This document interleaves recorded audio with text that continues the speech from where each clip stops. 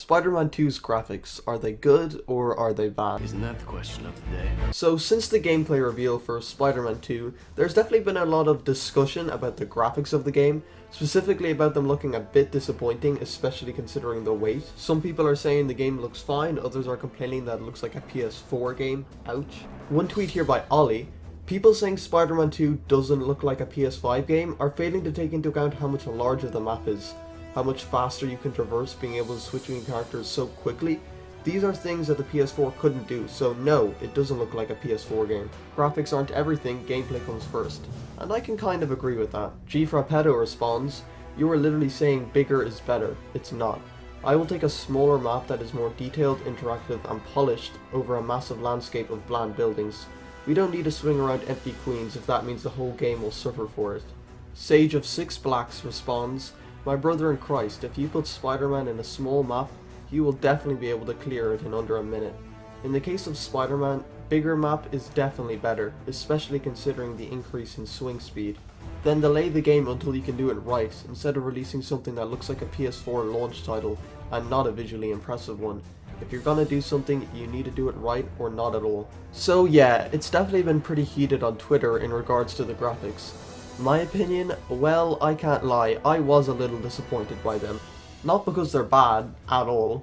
More just because of how it really doesn't seem like an upgrade, and while I imagine it will feel good to play, from a strictly visual perspective, I wouldn't say this looks much better than Miles Morales. To be honest, if the game shipped looking exactly like it does in the trailer, I wouldn't mind.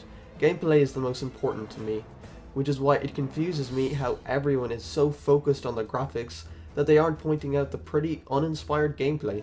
To me, that's the biggest issue, a lack of innovation. Nothing in the gameplay made me go, wow, that's impressive.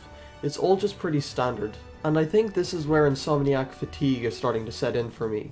This will be their third game with the same gameplay, and I kinda hope after this another company picks up Spider-Man. I'm not saying that Insomniac's Spider-Man needs to stop, I'm just saying it would be nice if we had smaller, more linear Spider-Man games releasing in between, so it gives us something fresh to play and allows them to make their games better. But that's sort of wishful thinking that there's a chance we will get two games being worked on at the same time. I just have a feeling that people might start to get burnt out on the gameplay. It's really all about expectations with this game. What are you expecting from it? Clearly on Twitter the expectations were pretty high and not all of them were met. The only part of the graphics which I gotta say looks bad is the water.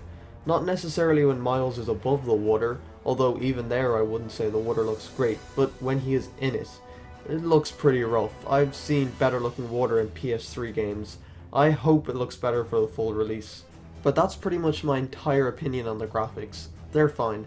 If you like the graphics of the last games, then you'll definitely like the graphics of this. They're pretty much the same, neither much of a downgrade or upgrade. Now that's speaking from a strictly visual perspective. If we're talking about how this game feels, I imagine it'll feel smooth as butter running on the PS5, which is great. So yeah, thanks for watching.